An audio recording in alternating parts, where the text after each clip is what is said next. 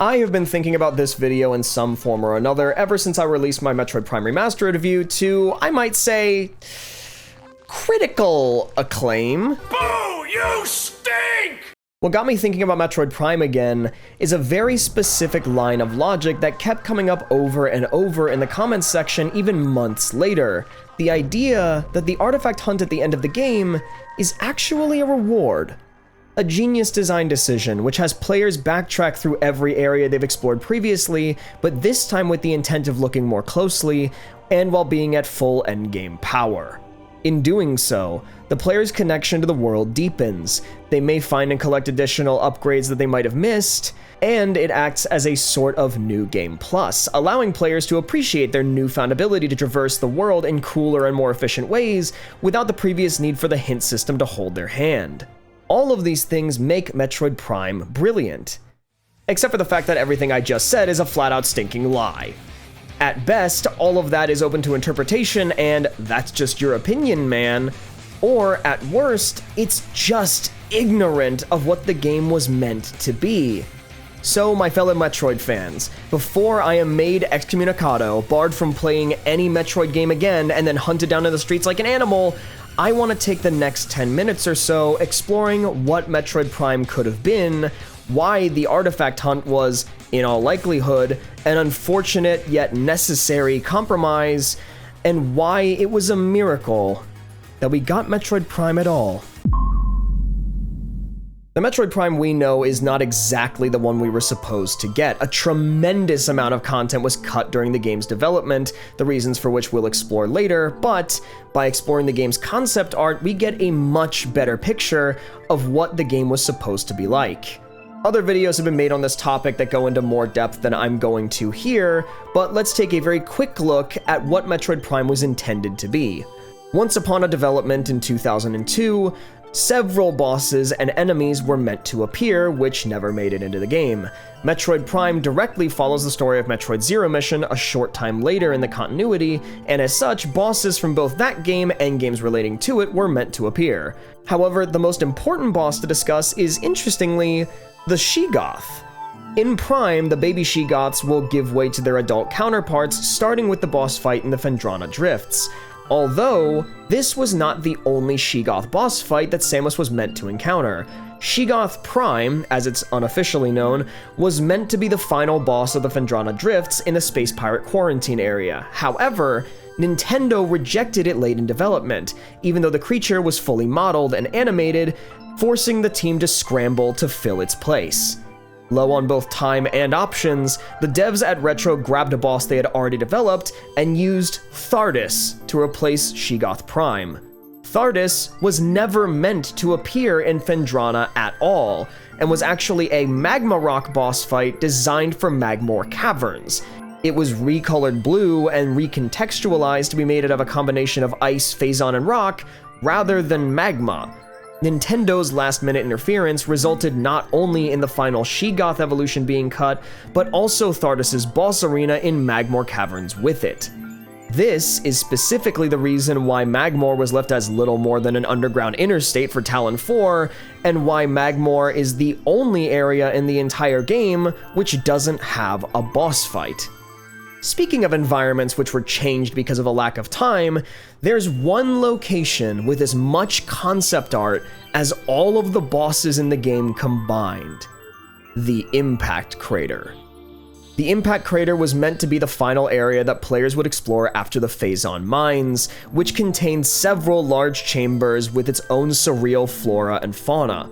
Bridges that stretch from end to end as though the planet itself had grown distorted flesh, crystallized composites of both blue and red phazon protruding from the fleshy stone floor, and explosive lava eruptions resulting from a planet that had become more and more unstable. There are plenty of sketches and designs for what, in its final stage, became this: an area comprised of just a single main chamber, with a boss that has the most inconsistent lore in the franchise thanks to sloppy writing, retcons, and contradicting regional translations. Nothing about the Impact Crater went the way it was supposed to go, other than it was the last place the player visits, and it had the Metroid Prime in it. almost all of the content was cut because the developers simply ran out of time. So, with an entire region of the game being cast aside, what did the developers choose to do? They made a scavenger hunt. If they couldn't have the players spend their endgame time in the impact crater as planned, then they'd have to make the players spend that time trying to get there. The artifact hunt wasn't the plan from the beginning, it was a compromise for the lost plan that Retro had taken away from them.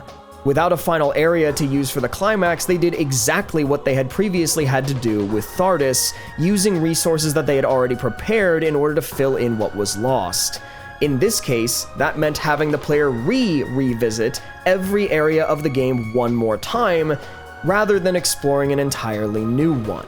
It doesn't act as a form of New Game Plus, wherein the player is being made to explore the entire game again at full power, because the enjoyment of New Game Plus is predicated upon the power fantasy or new challenges that it brings. Once difficult challenges, puzzles, and bosses can now be entirely circumvented or overpowered, as the tables are turned and you are the boss now. Or, with everything already being conquered the first time, your new journey will contain new content that the first playthrough did not. But in this, the world is the same as it ever was, and the only boss relating to an artifact is the Phazon Elite. It also doesn't serve well as an excuse for players to find more power-ups, save for the Wave Buster, which does share a room with an artifact. Few of the artifacts are placed near any other unlocks, so they don't effectively act as a guide for players who missed various missile expansions or energy tanks.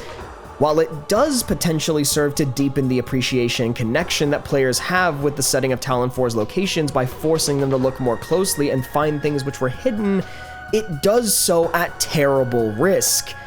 While some will find themselves more immersed by an in-depth hunt through locales that they've come to love, just as many others will be pulled out of the experience feeling as though the sudden influx of backtracking is an exercise in tedium which gatekeeps the climax that they just beat an entire game to earn. And while, yes, all of the detriments to the hunt can be significantly mitigated, half of all of the artifacts can be found before you even get the plasma beam, one of the artifacts is a handful of rooms back from when you get the Phazon suit, which allows you to get that artifact immediately. It's even possible to, only in the original GameCube release, get even more of them early by doing a sequence break where you get the space jump boots earlier than you're meant to. The issue is that none of those mitigations actually matter or are relevant to the problem. Saying that you can find and solve half of the puzzle as you play, or that some of the artifacts are immediately next to the upgrade that's necessary to find them, only applies if you know where they are in advance, which is unacceptable for new players. Even if you think to go and explore the temple immediately after getting the missiles, that will only gain you hints about what parts of the map they're in and not definitive locations to hunt down when you're powerful enough. Likewise, claiming that the hunt isn't a problem because you can mitigate it so much is a line of logic which, in itself, defeats its own argument. Because by saying that, you also admit that the hunt is something which deserves to be mitigated in the first place. It doesn't even fit in well with the Metroidvania design philosophy that Metroid Prime establishes, in which every time that the player unlocks a new mechanic, they are encouraged to backtrack to a place where they know that mechanic will be useful. The pleasure of Metroidvania backtracking isn't the fact that backtracking is fun by itself, quite the contrary. Backtracking can very easily and often feel like a waste of time if it isn't for a very good reason. The joy of backtracking in a Metroidvania game is the sense of continual discovery and personal empowerment, as each discovery empowers the player with the ability to seek out the next new discovery, which repeats until it all culminates in a climactic, cathartic end, wherein each of those empowering discoveries, usually in the form of unlocks or upgrades which change the gameplay mechanically, are used to conquer the final challenge of the game. That purpose is served by the Metroid Prime, but not by the artifact hunt.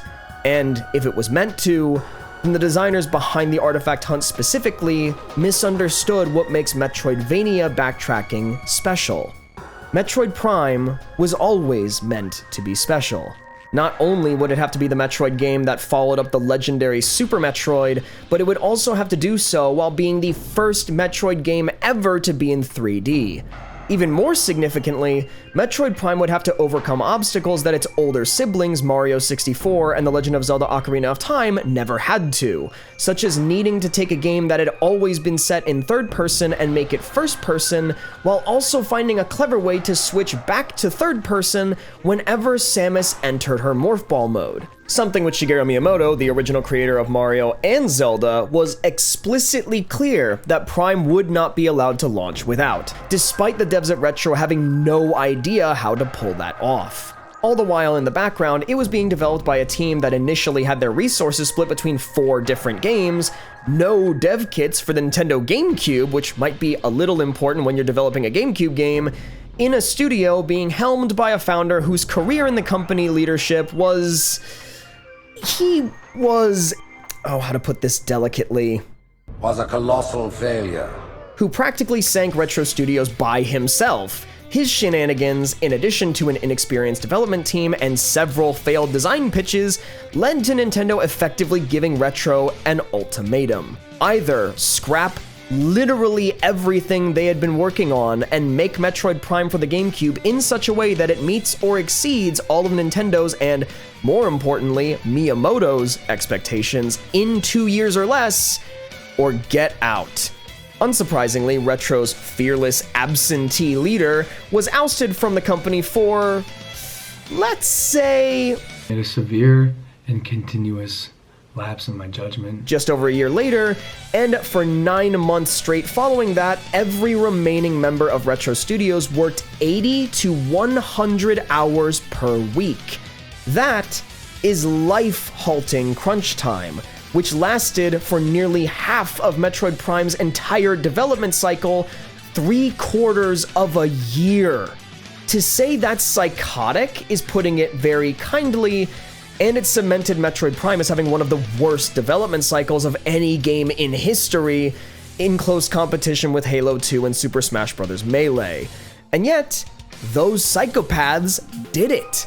Against all odds, a relatively inexperienced dev team critically failed by the man who brought them together in the first place, under the boot heel of Nintendo threatening to shut down their entire studio, managed to make a game that was unlike almost anything that anyone had ever done before. Retro Studios managed to work nothing short of a miracle, fueled by nothing but determination and at least 72 tubs of atomic fireballs. That underdog story and that struggle is why Metroid Prime is the way that it is. It's why so much was tragically left on the cutting room floor, why compromises like the artifact hunt and the empty Magmore had to be made in order to fill in the time and gaps left behind by all of that content, and why we as Metroid fans should be grateful that we got to experience the miracle of Metroid Prime, compromised though it may be, even decades after its release.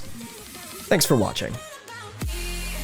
The thing about the atomic fireball tubs wasn't a joke, by the way. They literally made a wall out of them. Just like the one I'm going to have to hide behind for the dislike ratio I'm about to get. But either way, I will see you, yes you, next time.